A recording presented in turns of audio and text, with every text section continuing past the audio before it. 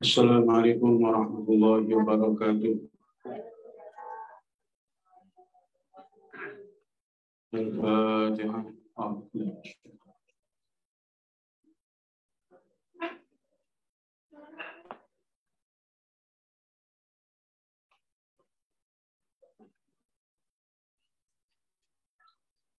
Bismillahirrahmanirrahim. Laqad manna yaktini teman-teman paring anugerah sapa Allah Gusti Allah alal mukminina ingat sepira-pira wong iman id ba'atha ing dalem nalikane ngutus sapa Allah fi ing dalem mukminin rasulan utusan min anfusihim saking pira-pira awak dhewe ne mukminin ay arabiyan tegese bangsa Arab mitlahum kang sepadane mukminin liyafamu supaya faham sapa mukminin anhu saking rasul wa yashrahu lan mulya sapa mukminin bi iklan rasul la malakan ora malaikat wala ajamiyan lan ora wong ajam yatlu kang maca sapa rasul alaihim ing atase mukminin ayati ing pira-pira ayat Allah Al-Qur'an tegese ing Qur'an wa yuzakihim lan nyuciaken sapa Allah ing mukminin yutahhiruhum tegese nyuciaken sapa Allah ing mukminin minadz dzunubi saking pira-pira dosa wa yu'allimuhum lan mulang sapa rasul al-mukminin al-kitab ing kitab Al-Qur'an tegese ing Qur'an wal hikmah dalan hikmah as-sunnata tegese ing sunnah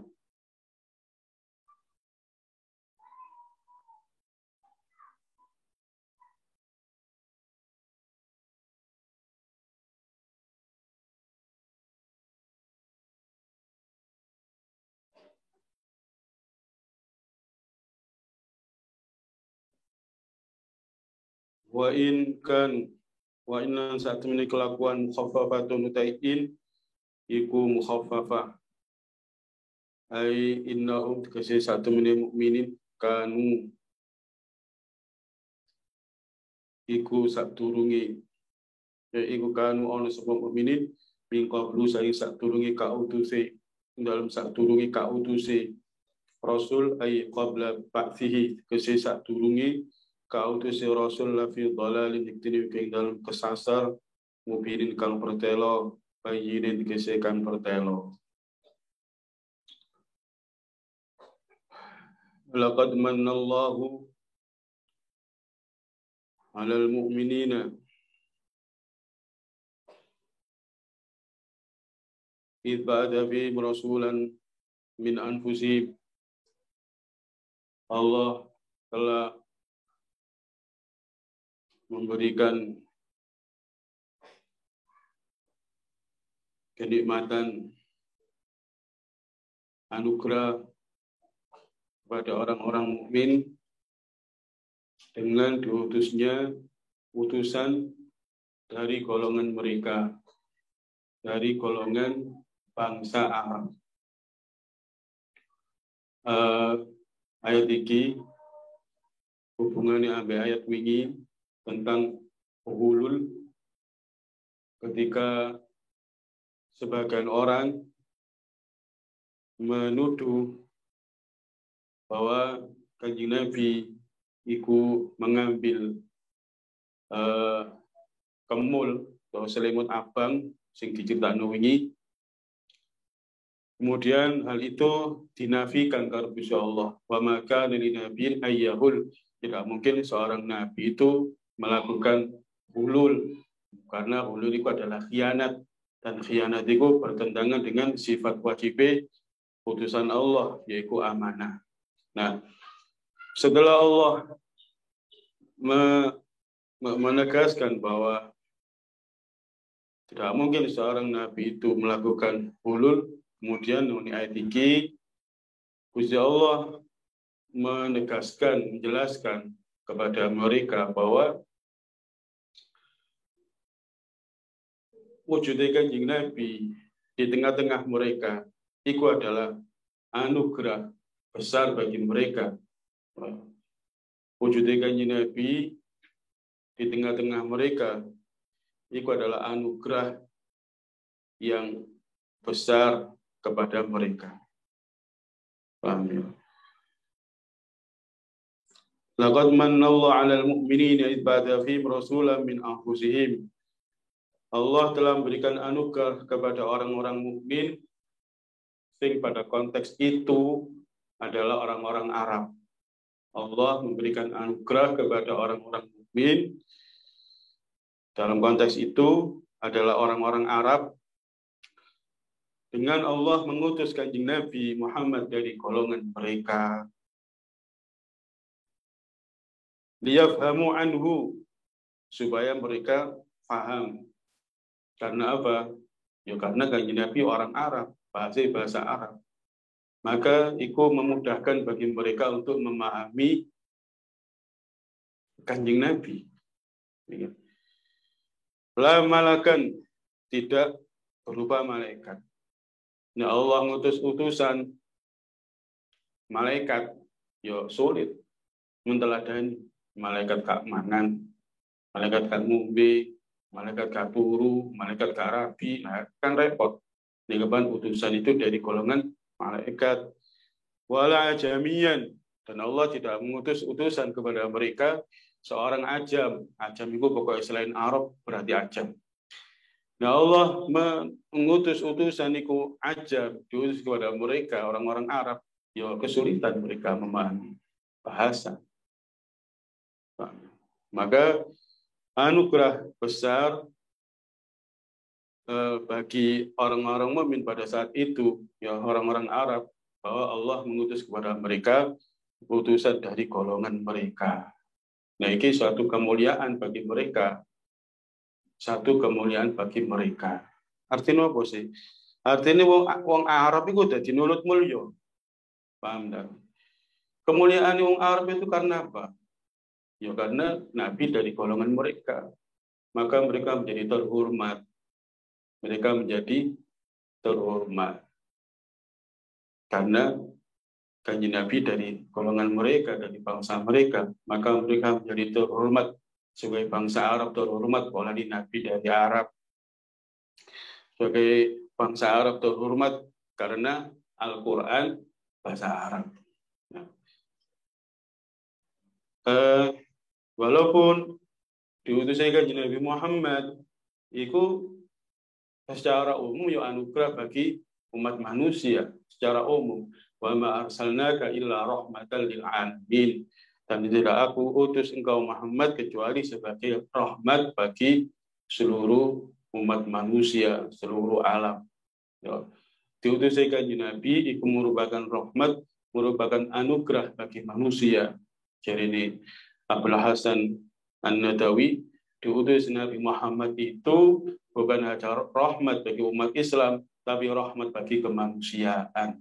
Karena sebelum diutusnya Kanjeng Nabi, menungso iku kalau sing ngerti Gusti Allah, kalau sing ngerti keadilan, tidak ada yang memanusiakan manusia. Berarti jangan dikira bahwa durunge Kanjeng Nabi diutus sing dalam keadaan jahiliyah iku wong Arab tok, wong Mekah tok dalam keadaan jahiliyah. Nek liyane Mekah, liyane Arab iku manusia punya peradaban, punya akhlak. Kejahilian itu umum menyelimuti seluruh umat manusia di muka bumi pada saat itu. Karena pada saat itu kau mensing mentauhidkan Allah.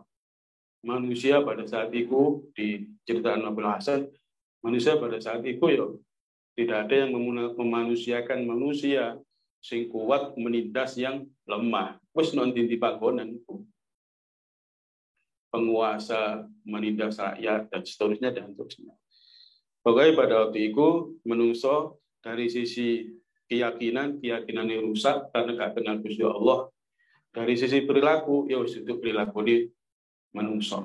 Nah, maka dengan diutusnya Kanjeng Nabi Muhammad, Kanjeng Nabi mengenalkan manusia kepada Allah, kemudian mengajarkan kepada manusia kemuliaan akhlak. Buistu liutammima makarimal akhlak. Aku diutus oleh Allah untuk menyempurnakan akhlak, kemuliaan akhlak. Nah, maka diutus saya kanjeng Nabi ku sebagai anugerah bagi kemanusiaan. Fadlun alal insaniyah, sebagai kemuliaan, sebagai anugerah bagi kemanusiaan secara umum. Tapi dalam konteks ini diutus saya kanjeng Nabi di tengah-tengah orang Arab itu sebagai anugerah bagi mereka, sehingga mereka menjadi ikut mulia.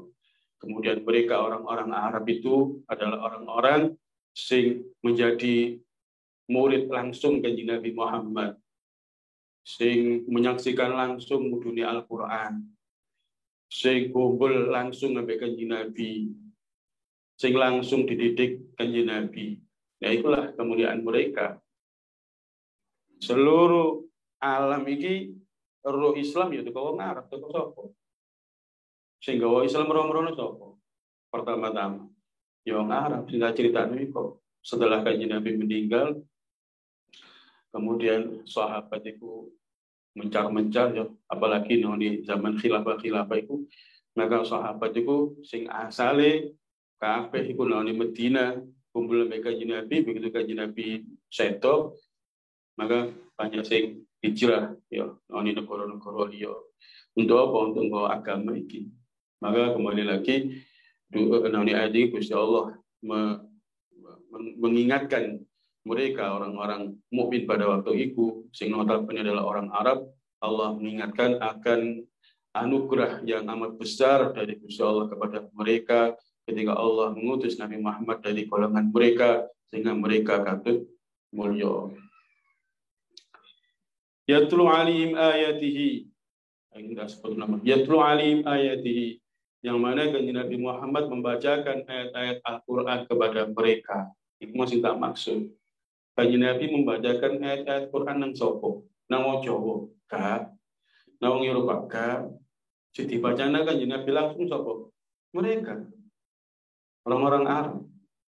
Yatlu alim ayatihi, kanjeng Nabi membacakan kepada mereka Al-Quran, mengajarkan kepada mereka Al-Quran. Wa yuzakkihim, kanjeng Nabi mensucikan mereka, mensucikan hati mereka dari kemusyrikan, dari akhlak-akhlak yang buruk, mensucikan tubuh mereka dari hal-hal yang najis. Diurui karo kanjeng Nabi bagaimana cara bersuci dari najis, bagaimana cara bersuci dari hadas, sampai kanjeng Nabi mengajarkan kepada mereka bagaimana ngetoki kuku dan seterusnya, bagaimana menggosok gigi, siwakan. Laula an asyqa ala ummati la amartuhum bisiwak, dari kanjeng Nabi, andaikan aku tidak takut memberatkan umatku, maka aku akan perintah mereka untuk siwakan inda kulli sholatin, setiap akan sholat.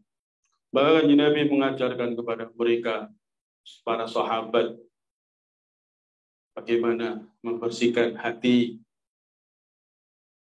bagaimana membersihkan diri, membersihkan hati. Qad aflaha man zakkaha wa qad khaba man dassaha.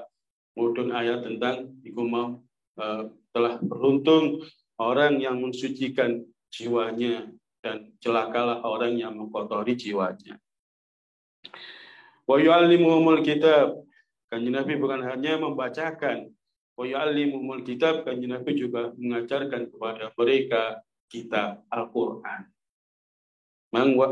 Yatlu alim ayati, itu kanjeng Nabi membacakan kepada mereka Al-Quran. Wa yu'allimuhumul kitab, kanjeng Nabi mengajarkan kepada mereka Al-Quran.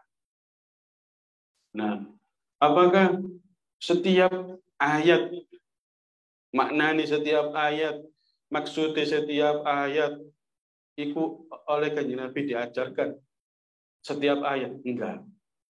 Jadi ojo pikir kanjeng Nabi itu mengajarkan Al-Quran itu koyo aku ambek sampean kabeh ngaji tafsir. Kanjeng Nabi mulai alif lam mim, kanjeng Nabi cerita nang sahabat manen alif lam mim. Dalikal kitabul la raiba fihi, kanjeng Nabi jelaskan satu persatu. Enggak. Karena apa? Karena Al-Quran itu diturunkan dengan bahasa Arab. Nah, maka mereka sahabat yang memang mereka itu orang Arab. Nah, mereka dengan bahasa itu mereka paham tentang arti Al-Quran. Jadi ono sebagian sing Kanjeng Nabi ku mentafsiri, tapi sangat sedikit. Lah bagaimana sahabat memahami? Ya dari pengetahuan mereka tentang bahasa mereka. Jadi artinya wa yu'allimul kitab, Kanjeng Nabi mengajarkan kepada mereka Al-Quran itu gak koyo awak dhewe ngaji tafsir per ayat kan. Paham ya? Ono beberapa sing ditafsiri Kanjeng Nabi tapi sangat sedikit. Misalnya ghairil maghdubi alaihim waladdallin. Jadi Kanjeng Nabi mentafsiri ghairil maghdubi alaihim, al-maghdub alaihim, orang yang dibenci Allah itu adalah orang Yahudi. Waladdallin, orang sesat, dallin itu ditafsiri Kanjeng Nabi adalah orang Nasrani. Itu tafsiri Kanjeng Nabi. Dan beberapa mana sing ditafsiri Kanjeng Nabi. Tapi yang jelas ya alimul kitab, Kanjeng Nabi mengajarkan kepada sahabat Al-Quran itu tidak seperti kita belajar tafsir ayat per ayat kan. Wal hikmata wa ya'allimuhumul kitab, Kanjeng Nabi mengajarkan itu mau termasuk dengan perilaku Kanjeng Nabi. Karena si Aisyah dawuh kana khuluqul Quran, akhlak Kanjeng Nabi ku Al-Quran. Jadi Kanjeng Nabi mengajarkan itu termasuk dengan perilaku nih. Maka si Aisyah dawuh nek kepengin ro Al-Quran melaku, kepengin ro Al-Quran hidup, Al-Quran melaku, yo Kanjeng Nabi iku. Maka selama 23 tahun kehidupan Kanjeng Nabi setelah menjadi nabi itulah Kanjeng Nabi mengajarkan Al-Quran kepada sahabat itu termasuk dengan perilaku. Nah, termasuk dikatakan bahwa diutusnya Kanjeng Nabi orang Arab itu sebagai anugerah spesial bagi mereka. Karena apa? Mereka orang-orang Arab itu pada awal mulanya itu tidak bisa baca tulis kebanyakan. Walladzi ba'atsa fil ummiyina rasulan. Allah yang mengutus Nabi Muhammad kepada al-ummiyina. Siapa ummiyin? Ummiyin itu adalah masyarakat ummi, masyarakat yang tidak bisa baca tulis. Nah, baca tulis itu tidak menjadi budaya pada orang Arab pada waktu itu. Mereka itu biasa menghafal. Jadi mereka itu gak bisa baca tulis, tapi mereka sanggup menghafal ribuan syair-syair kuno. Nah, maka dengan diutusnya Kanjeng Nabi kepada mereka dan Kanjeng Nabi membacakan kepada mereka ayat-ayat Quran dan mengajarkan kepada mereka, maka ini memaksa mereka untuk belajar baca tulis. Paham tak? Asalnya nulis itu bukan budaya mereka. Nulis bukan budaya orang Arab. Membaca bukan budaya, gak iso maca, gak iso nulis. Tapi dengan diutusnya Kanjeng Nabi, kemudian Kanjeng Nabi membacakan kepada mereka Al-Quran dan mengajarkan kepada mereka, maka keadaan ini membuat mereka menjadi belajar nulis. Jadi akeh sing iso nulis. Karena apa? Setiap ayat mudun akeh sing nulis. Di samping sekretaris Kanjeng Nabi sing kabeh itu banyak juga sahabat-sahabat sing nulis ayat-ayat sing mudun. Maka ini merubah peradaban mereka sing asale gak iso maca tulis, akhirnya dadi iso baca tulis dengan diutusnya Kanjeng Nabi. Nah ini dengan ono Islam maka mereka menjadi punya peradaban. Jadi anugerah spesial bagi orang Arab itu mau.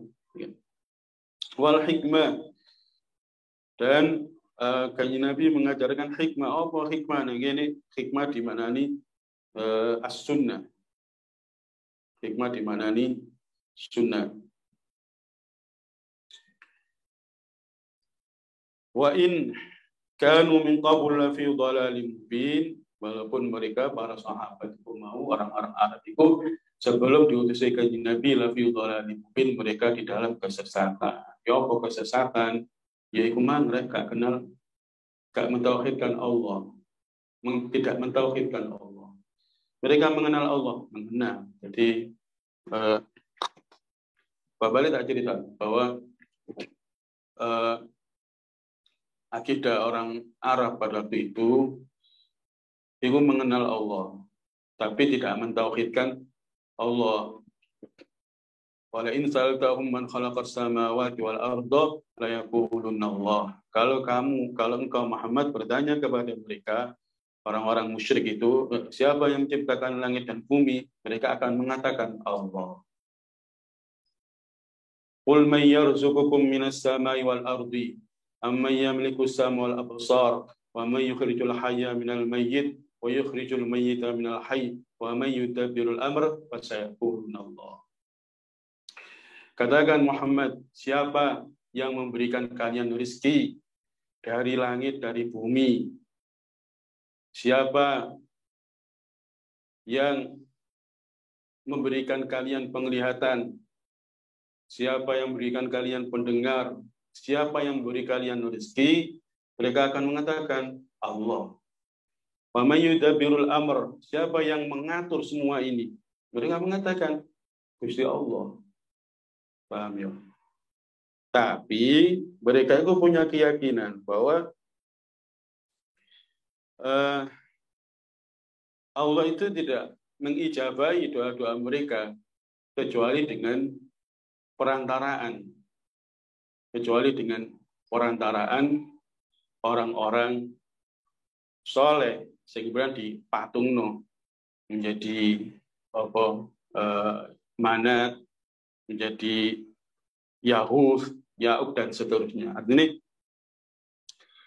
mereka itu menyembah berhala ya sebagai media untuk mendekatkan diri kepada Allah. Paham tak? Ma na'buduhum illa liyuqarribuna ila Allahi zulfa. Ma na'buduhum illa liyuqarribuna ila Allahi zulfa. Kami dari orang-orang musyrik tidak menyembah berhala-berhala ini illa liyuqarribuna ila Allahi zulfa, kecuali untuk mendekatkan kami kepada Allah. Paham ya? Mereka menyembah berhala-berhala itu untuk mendekatkan diri mereka kepada Allah. Makanya kemudian ayat ini oleh orang-orang sing seneng musyrik-musyrikan itu dikai dalil bahwa wong sing tawassul iku musyrik padha karo wong musyrik. Paham ta? Wong tawassul nang ngene para wali dengan membaca Fatihah sujud-sujud lapo tawassul turingin donga tawassul dhisik maca Fatihah nang kono-kono. Itu kata mereka musyrik karena menjadikan perantaraan kepada Allah seperti orang-orang musyrik menyembah berhala-berhala. Nah, padahal jelas gak podo. Ini gak podo, ya gak podo. Lah wong awak dhewe ku maca Fatihah nang wali-wali mosok nyembah. Nyembah ta? Gak nyembah. Wong ndongakno. Wong tuntunan Al-Qur'an. Walladzina ja'u min ba'dihim yaquluna rabbana ighfir lana wa li ikhwanina alladzina sabaquna bil iman dan seterusnya. Nah, ini ayat itu Gusti Allah ngelem orang-orang yang mendoakan orang-orang sebelum mereka yang berjasa pada agama iki, orang-orang soleh, para pendahulu, pejuang-pejuang Islam, para pembawa-pembawa agama, dai-dai. Nah, maka kita tawasul itu dalam konteks mendoakan mereka, bukan menyembah. Lalu orang kafir, memang mereka menyembah, sujud. Akan jelas bahasa, ma na'buduhum, kami tidak menyembah mereka itu, patung-patung itu. Jadi patung-patung ono jenenge manat, jenenge suwa, jenenge Yahus, jenenge Nasr, mana jenenge Hubal. Nah, nama-nama itu dulu nama orang-orang soleh. Kemudian dipatung itu mau, tapi terus disembah. Bahkan diberi sajen, dikai sajen-sajen. Nah, itu memang nyembah. Musyrik menyembah. Nah, Rasul kan nggak nyembah. Nah, kembali lagi, maka kita orang-orang Arab itu adalah kemusyrikan. Nih, percaya kalau bisa Allah, bahwa bisa Allah itu pengeran, ini percaya. Tapi kemudian menyebutkan Allah dengan nama-nama itu, dengan patung-patung itu, dan mereka menyembah patung-patung itu mau, kemudian mengkultuskan tempat-tempat diletakkan di patung-patung itu mau. Yes. Dari kesesatan mereka dari sisi akidah. Kerusakan dari sisi moralitas, yo, nemen. Enggak kenal Gusti Allah ya gandengani merosoti moralitas. Maka nang kitab-kitab tarikh itu diterang bagaimana potret orang-orang Arab itu sebelum datangnya Islam. Nah, dari sisi moral itu diterang bagaimana mereka itu ketika judi itu kan soalnya judi nek kalah itu sampai bojone kayak totoan ngarwan bojone wake nek sentek dunyane bojone iku digawe udu. Nah, itu mau perempuan itu juga tidak bisa menikah nek gak dilepas sampai keluarga sing lanang. Jadi ketika seorang perempuan itu bojone meninggal, maka perempuan ini sampai kapanpun gak iso menikah kecuali atas izin dulur-dulure bojone iku mau. Nah, perempuan itu kemudian tidak mendapatkan hak waris, termasuk anak-anak perempuan itu. Begitu ibu jadi mati, maka harta itu jatuh ke tangan saudara-saudara sing lanang mau, saudara-saudara bojone mau, dan itu nggak dikekno. Semuanya macam kerusakan moral pada waktu itu mau. Termasuk sing terkenal itu anak wedok pateni. Jadi ditelah di kitab sejarah itu wong Mekah itu mengarah pada umumnya itu nek kapan kabeh bojone kabeh nglahirno iku langsung dikeduk luangan. Jadi nglahirno iku rek nang ngene dukure luangan iku mau. Ini ada wedok langsung diuruk. Nah, di lanang gak. Terus pertanyaan ini loh, kok ono lo wedok nyatani selamat wedok kan perabine dong wedok berarti kan ono wong wis ganti pendem. Nah, itu jadi kitab-kitab sejarah itu ono sebagian wong Arab itu sing apa ya sakno kabeh pendem iku. Jadi tapi dua anak wedok iku izin. Dua anak wa idza busyirahatum bil untha dhalla wajhu muswadda wa huwa kadhim. Nek kapan dua anak wedok iku izin. Wis koyo gak dirai rasane. Aib. Kala nopo wong Arab iku kebiasaan iku perang. Terus pekerjaan iku dagang wong Mekah iku ya. Kebiasaan perang, kemudian pekerjaan dagang. Nah, dagangnya wong Mekah iku lintas negara. Menurut dewe ya dagangan teko Mekah, teko nang Palestina, teko nang Syam. Nah, wedok gak cocok. Wedok gaya perang gak cocok. Wedok perang sudah penggawean. Wedok tidak dagang lintas negara yo gak cocok. Makanya kemudian yang anak wedok kok izin. Yo kok anak wedok izin. Dhalla wajhu muswadda wa huwa kadhim. Aku wong saiki yo ono sing ngono. Apa ae wedok. Ana kepiye anak lahir wis apa wedok. Nah, di lanang wis apa jago. Nah, itu larang. Maka bantu anak lanang bangga soalnya bisa dicap perang. Maka wong Arab itu kebudayaan itu nek duwe anak lanang itu kayak jeneng sing sangar-sangar. Jenenge iku Fahad apa macan Usama. Macan jenenge mana apa Fahad apa mana jeneng. Pokoke jeneng sing sangar-sangar. Cek musuh ini cek wedi ya. Bacanya dikai jeneng sing sangar-sangar iku mau.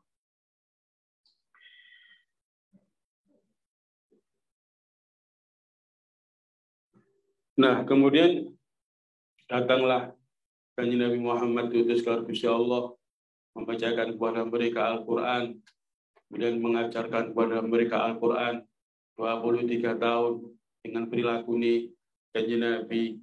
Maka wong Arab sing asali gak ngerti Gusti Allah, jadi kenal Gusti Allah, jadi wong sing paling takwa di muka bumi pada waktu itu ya para sahabat. Kemudian sing asale gak ngerti keadilan jadi memanusiakan manungsa. Nah iku mangkabe karena apa diutusi Kanjeng Nabi. Nah, sebelum itu mereka dalam kesesatan itu mau baik secara akidah maupun secara moral. Al-Fatihah.